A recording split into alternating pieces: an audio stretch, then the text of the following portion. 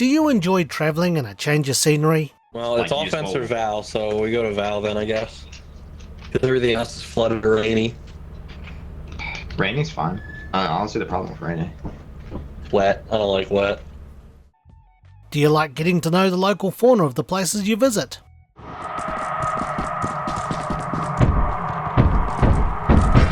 I'm fucked.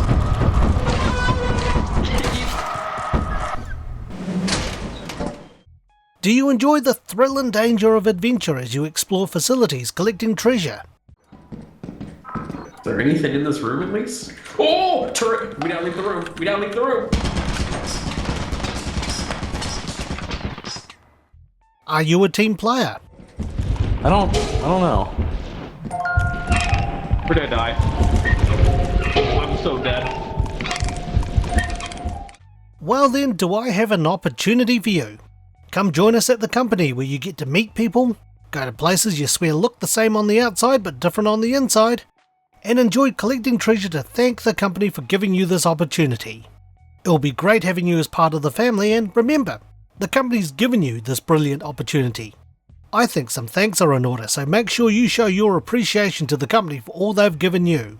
So good luck, and remember, every dime is made on company time. In Lethal Company, which as at the time of this review is still in early access, the goal is pretty clear. You and up to 3 other players are hired by the company to travel to different moons in order to explore the facilities on them.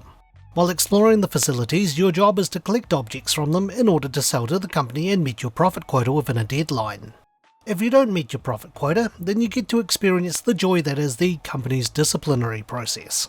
The moons and facilities are home to many dangers that you and your fellow employees will have to brave, but are the risks worth the rewards?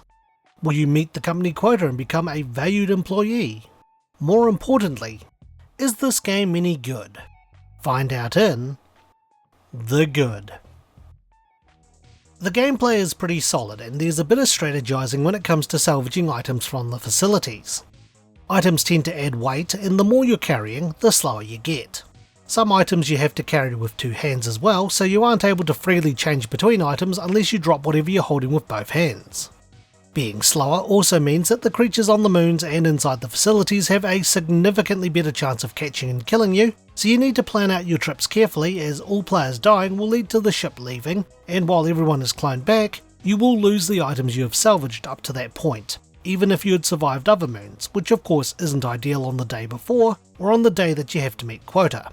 So strategies need to be put in place, and a simple one is to take out the heavier items and leave them outside the facility entrance so that when you leave, you can take turns carrying the heavy stuff back.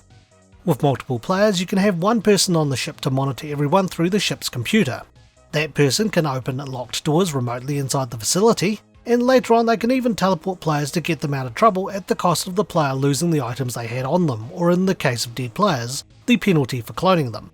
The person on the ship can communicate with the people on the moon or facility through the use of a walkie-talkie, but both players need to be carrying one and have it on them, which takes up precious inventory space. Items like the walkie-talkie and flashlights also consume power, and while they can be recharged on the ship, it's not a great experience having it die on you in the middle of a facility. When quota is met, players are paid and the money is shared between all players. This money can be spent on things that can help players explore the facilities, cosmetic items for the ship and players, and even upgrades for the ship such as the teleporter I mentioned earlier. Items that are used to help explore the facilities do take up inventory space and add weight, so there's a balance of what you need while exploring against how confident you are in leaving safely. The setting and atmosphere is another thing I liked about this game. There are 9 moons to explore and they vary in difficulty. While you can travel to 6 of them for free, the last 3 moons require payment. These moons are the more difficult ones, and they often yield higher rewards at the cost of increased risks. While the surface of the moons remain mostly the same each visit, and the entrance to the facility and emergency exit will always be in the same place, the facilities themselves are randomly generated every time you visit the moon, so no 2 trips are the same. The moons can also be subject to weather conditions that might create quicksand that can kill players, flood the map, limit their visibility, or in the case of stormy weather, kill players if they're carrying metal items due to lightning strikes.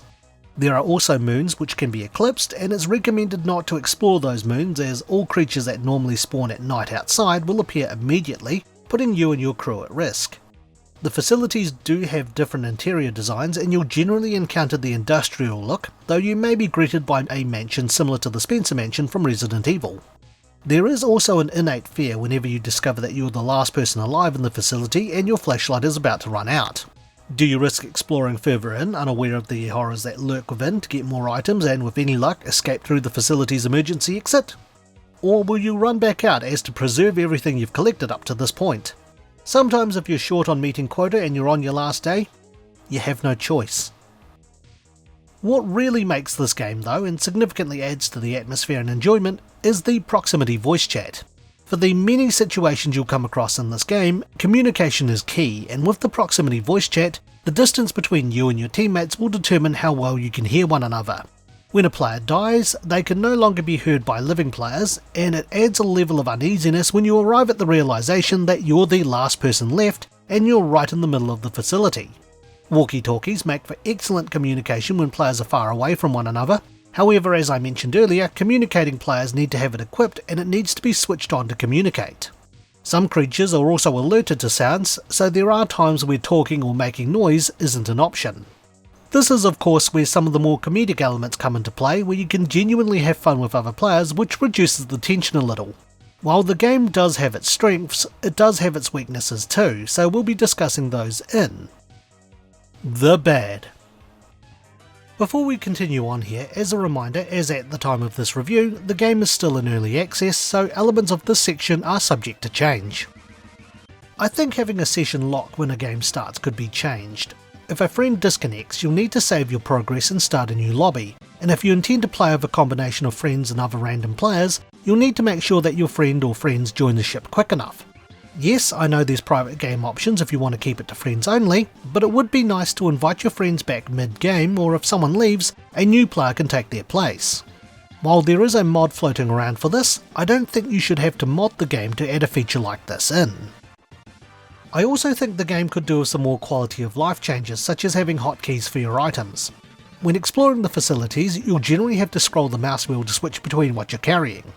I think assigning certain items to numbers would really help out, since by default pressing 1 will make your character do a little dance and 2 will make them point. The game does have partial controller support, and I assume it's a button that switches between item slots, but hotkeys would be nice for players to just instantly switch to the flashlight or walkie-talkie.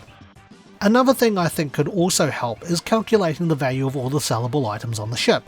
You can scan things, which helps find items in the facilities, as well as pinging monsters you can read up on later, but when used in the ship it doesn't scan all of the items on it, so you don't get an accurate idea of how much you have on the ship. Items can vary in value, and it would be nice to have a general idea on how much more you need to meet quota when you start exploring a moon. Even if you have more than enough items in the ship, it would be nice to know how much of a head start you have towards the next quota, or what you need if you need to purchase things or go into one of the harder moons. While there are mods that address these issues, like I said with the session problem, you shouldn't have to mod the game for these features or functions. Otherwise, that's about all I have to complain about, so let's wrap things up with the opinion. Lethal Company is an enjoyable multiplayer experience. Exploring planets and collecting items to sell and then doing it again with a bigger target after I finish a day of work makes me feel like I'm working again. Nonetheless, the gameplay is pretty solid and addictive. The setting and atmosphere is good and made better through the use of proximity voice chat.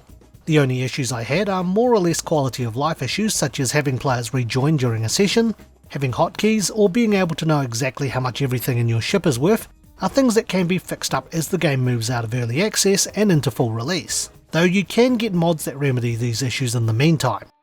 I haven't touched on the lack of story, as the game does have lore, and I'm almost certain that the full release will have a plot instead of endlessly collecting items until you can't beat quota.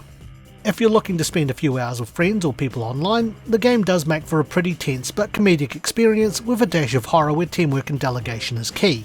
So with that, it's time for my rating. I would give Lethal Company a Bracken out of 10. Thanks for watching, and stay tuned for the next Infinite Backlog Review. If you enjoyed today's review, feel free to check out some of our other videos and subscribe for more. You can also follow us on Twitter, Instagram and our Facebook page. Once again, thank you for watching.